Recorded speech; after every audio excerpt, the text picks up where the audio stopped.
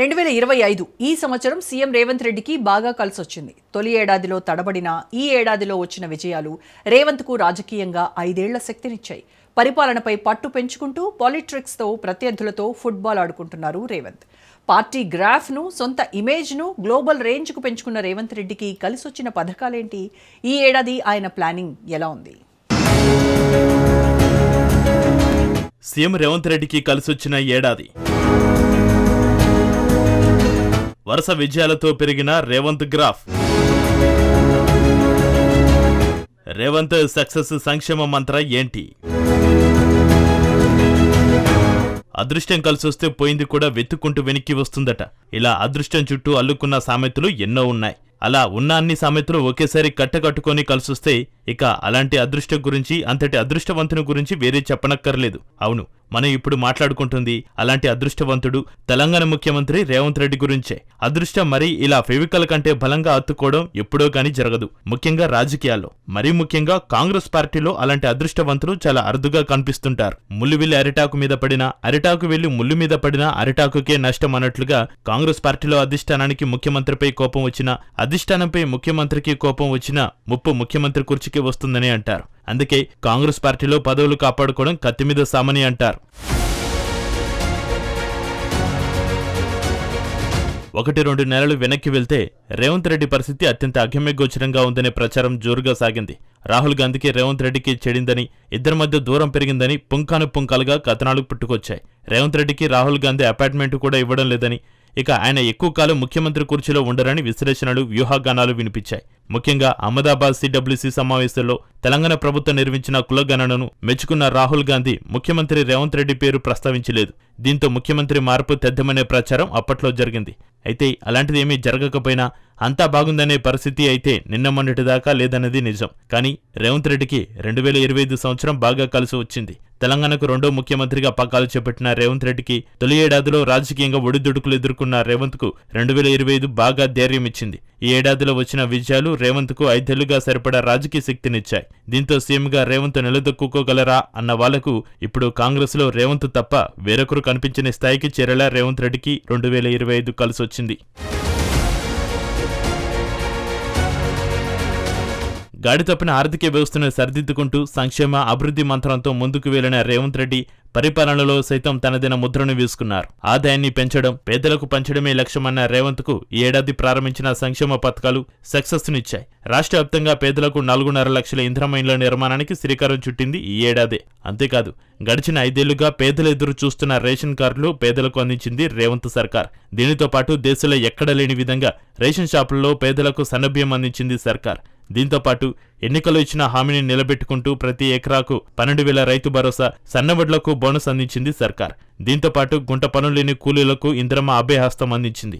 వీటితో పాటుగా 1 కోటి మంది మహిళలకు చీరలు అందించింది. ఈ ఏడాది రేవంత్ సర్కార్ అమలు చేసిన సంక్షేమ మంత్రం ప్రజల్లో సర్కార్ గ్రాఫ్ను పెంచింది. ఇక మరోవైపు ఈ ఏడాదిలో జరిగిన ఉప ఎన్నికల నుంచి గ్రామ పంచాయతీ ఎన్నికల వరకు అన్నింట విజయం వరించడం రేవంత్ కు పొలిటికల్ గా బూస్టినిచ్చింది. ఈ ఏడాది మొదట్లో జరిగిన కంటోన్మెంట్ ఉప ఎన్నికల్లో కాంగ్రెస్ గ్రేస్తో 2025 గ్రాండ్ వెల్కమ్ చెప్పిన రేవంత్ జూబ్లీహిల్స్ బైపోల్ గెలుపుతో ప్రతిపక్షానికి షాక్ ఇచ్చారు. ఇక నిన్న ముగిసిన పంచాయతీ ఎన్నికలతో రాష్ట్ర వ్యాప్తంగా 66% సర్పంచులను గెలిపించుకొని పొలిటికల్ మ్యాజిక్ చేశారు. దీంతో 10 ఏళ్ల బీఆర్ఎస్ పాలనతో క్షేత్రస్థాయిలో దెబ్బతిన్న పార్టీ క్యాడర్కు సర్పంచులతో రాజకీయంగా బలమైన పునాది వేశారు రేవంత్ రెడ్డి. ఈ వరుస విజయాలతో తిరుగులేదనుకున్న బీఆర్ఎస్ ను ఓడించి డిఫెన్స్ లోకి నెట్టారు రేవంత్ రెడ్డి. ఇక పరిపాలనలో సంస్కరణలకు శ్రీకారం చుట్టారు. గత సర్కారులో భూ సమస్యలకు కేంద్రంగా ఉన్న ధరణి స్థానంలో భూభారతిని తీసుకొచ్చింది ప్రభుత్వం. కలెక్టర్ల కాన్ఫరెన్స్ తో అధికారులకు సర్కార్ లక్ష్యాలు వివరిస్తూ వారిని అలర్ట్ చేస్తున్నారు. అంతేకాదు, గతేడాది వాయిదాలకు పరిమితమైన కేబినెట్ విస్తరణను చేశారు. ఏకంగా వివేక్, అడ్లూరి లక్ష్మణ్, వాకిటి శ్రీహరి, అజరుద్దీన్ను కేబినెట్లోకి తీసుకున్నారు రేవంత్. ఇంకా పెండింగ్లో ఉన్న 2 బెర్తుల భర్తీపై సీరియస్ గా దృష్టి పెట్టినప్పటికీ హైకమాండ్ నిర్ణయంతో చివరి క్షణంలో ఆగిపోయింది. ఇక ఏడాది జనవరిలో దావోస్ వేదికగా ఏకంగా 1,79,000 కోట్ల పెట్టుబడులను తెలంగాణకు తీసుకొచ్చి కొత్త రికార్డు సృష్టించారు రేవంత్. అంతేకాకుండా గ్లోబల్ సమిట్ వేదికగా మరో 5,79 కోట్ల పెట్టుబడులకు ఎంఓయూలు కుదుర్చుకుంది. ముఖ్యంగా నిరుద్యోగులు, మహిళలు, విద్యార్థులు, యువతను ప్రధాన లక్ష్యంగా చేసుకుని ఈ పథకాలకు రూపకల్పన జరుగుతోంది. ఎన్నికల సమయంలో ఇచ్చిన హామీలను నెరవేర్చడంతో పాటు క్షేత్రస్థాయిలో ప్రజలకు నేరుగా ప్రయోజనం చేకూర్చేలా ఆయా శాఖల నుంచి ప్రభుత్వం ప్రతిపాదనలను ఆహ్వానించింది. నిరుద్యోగ భృతి లేదా యువతకు ఉపాధి కల్పించే కొత్త ప్రోత్సాహకాలు, మహిళా సాధికారతకు సంబంధించిన పథకాలు ఈ జాబితాలో ఉండే అవకాశం ఉంది. ఈ దిశగా ఇప్పటికే కసరత్తు వేగవంతమైంది.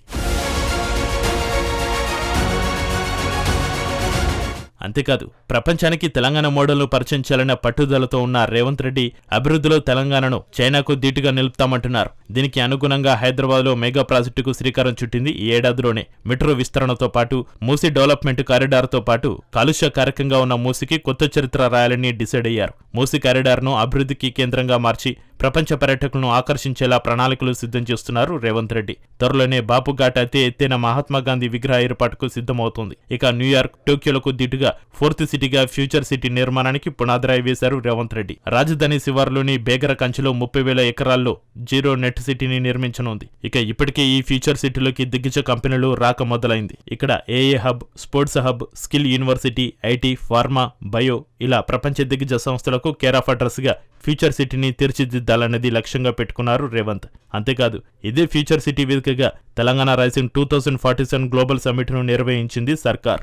ప్రపంచ దిగ్గజ కంపెనీలను సమ్మిట్కు రప్పించింది. సమ్మిట్ వేదికగా భవిష్యత్తు తెలంగాణ కోసం తెలంగాణ రైజింగ్ 2047 విజన్ డాక్యుమెంట్ను ఆవిష్కరించారు రేవంత్ రెడ్డి.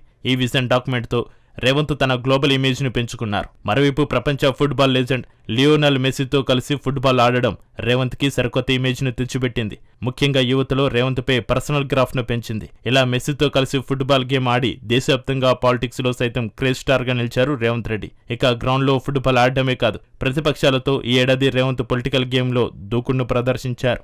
దేశంలో దశాబ్దాల డిమాండ్గా ఉన్న మాదిగ రిజర్వేషన్లను అమలు చేసిన తొలి రాష్ట్రంగా నిలిపారు రేవంత్. అంతేకాదు, స్వాతంత్ర్యం అనంతరం బీసీ కుల గణనను అది కూడా శాస్త్రీయంగా చేసింది రేవంత్ సర్కార్.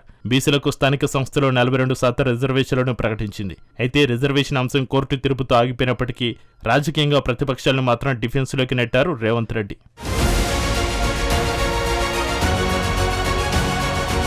ఇక ముఖ్యమంత్రి హోదాలో గతంలో ఏ సీఎం చేయని విధంగా ఏకంగా ఓయూ ఆర్ట్స్ కాలేజ్ ముందు సభను నిర్వహించి యూనివర్సిటీ అభివృద్ధికి ఏకంగా 1000 కోట్లు మంజూరు చేశారు సీఎం రేవంత్ రెడ్డి. ఇక గతం సర్కారు చేసిన తప్పులను ప్రజలకు వివరించడంలో సాహసోపేతంగా ముందుకు వెళ్లారు రేవంత్. ముఖ్యంగా కాళేశ్వరం ప్రాజెక్టు కుంగుబాటు, ప్రాజెక్టు నిర్మాణంలో జరిగిన అవినీతి అక్రమాలపై కాళేశ్వరం కమిషన్ ఏర్పాటు చేయడం, ఆ కమిషన్ సుదీర్ఘ విచారణ తర్వాత ప్రభుత్వానికి నివేదిక ఇచ్చింది ఈ ఏడాది. కాళేశ్వరంపై విజిలెన్స్, NDAS రిపోర్టులు సైతం ఇచ్చింది ఈ సంవత్సరంలోనే. ఈ నివేదికలు తీసుకున్న తర్వాత కాళేశ్వరం ప్రాజెక్టు విచారణ సిబిఐకి అప్పగించి పొలిటికల్ గా ట్విస్ట్ ఇచ్చారు సీఎం రేవంత్. దీంతో పాటు ఈ కారు రేసును సైతం సిబిఐకి అప్పగించింది సర్కార్. సిబిఐకి అప్పగింత వెనుక రాజకీయంగా బీఆర్ఎస్, బీజేపీలను ఒకేసారి టార్గెట్ చేసి వ్యూహాన్ని అమలు చేశారు రేవంత్. దీనితో పాటు రాష్ట్రంలో సంచలనం సృష్టించిన ఫోన్ ట్యాపింగ్ కేసుపై సిట్ ఏర్పాటు చేసింది ఈ ఏడాది. ఈ కేసులో త్వరలోనే కేటీఆర్, ఐఏఎస్ అరవింద్ కుమార్లను అరెస్టు చేసే అవకాశం ఉందని పొలిటికల్ టాక్. తెలంగాణ ముఖ్యమంత్రి రేవంత్ రెడ్డి అదృష్టం గురించి వేరే చెప్పనక్కర్లేదు. ఇప్పుడే కాదు, ఆయన రాజకీయ జీవితంలో అడుగడుగునా అదృష్టం ప్రత్యేక ప్రేమ చూపిస్తూనే ఉంది. చేయి పట్టుకుని ముందుకు నడిపిస్తూనే ఉంది. మొత్తానికి 2025లో జరిగిన ఎన్నికల్లో విజయాలు, అమలు చేసిన సంక్షేమ పథకాలు, నిర్వహించిన గ్లోబల్ ఈవెంట్లు ఇవన్నీ రేవంత్ నాయకత్వానికి బలమైన బూస్ట్ ఇచ్చాయి. దీంతో 5 ఏళ్లు సీఎం కుర్చీలో ఉంటారో లేదో అన్న అనుమానాలను పటాపంచలు చేసి తన లీడర్షిప్ను కొత్త ఎత్తులకు తీసుకెళ్లారు రేవంత్ రెడ్డి. దీంతో ఇక ఇప్పుడు తెలంగాణ పాలిటిక్స్లో రేవంత్ స్ట్రాంగ్ లీడర్గా నిలిచారు.